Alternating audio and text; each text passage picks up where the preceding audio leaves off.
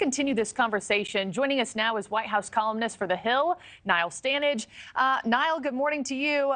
Big day yesterday. You wrote a new piece saying McCarthy's impeachment gamble carries deep risks. What do you see those deep risks being? There are several tripwires here that could cause Republicans to stumble. One is the question of, will they actually uncover evidence, Marky? That evidence does not exist in relation to President Biden right now.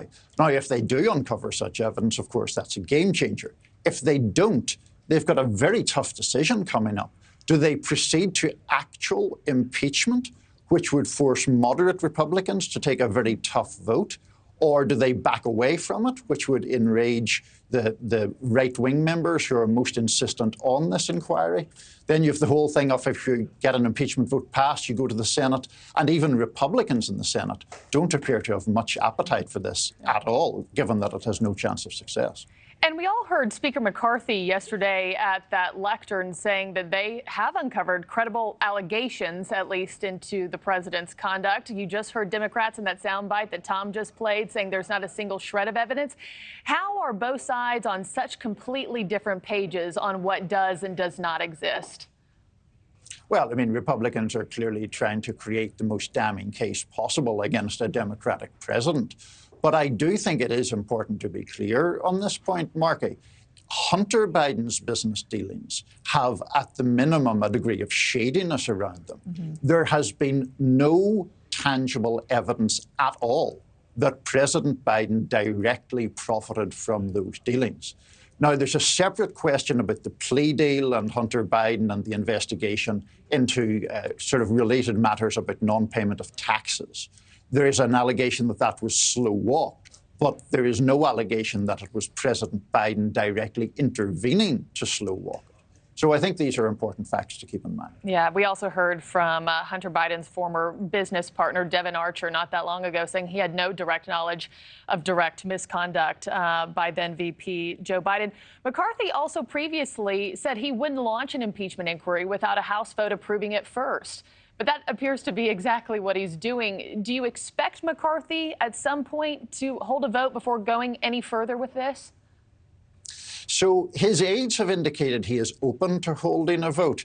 Back in 2019, when Speaker Nancy Pelosi began impeachment inquiries into then-President Trump, it took her about 6 weeks between launching that and holding a vote.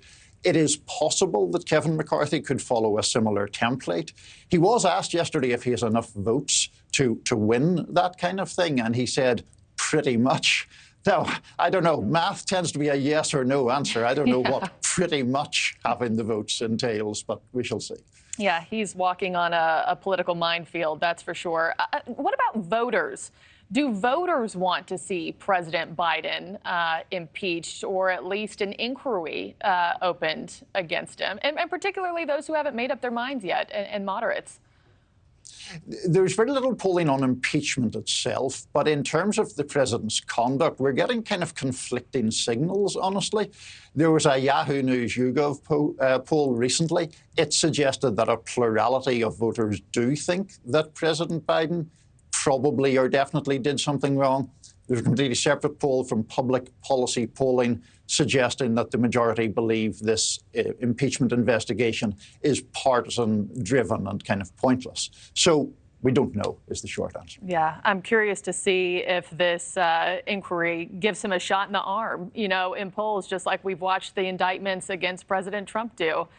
Niall Stanage, thanks so much. Appreciate your time. Thank you for watching. Go to newsnationnow.com to find News Nation on your television provider. And don't forget to click the red subscribe button below to get more of News Nation's fact-driven, unbiased coverage.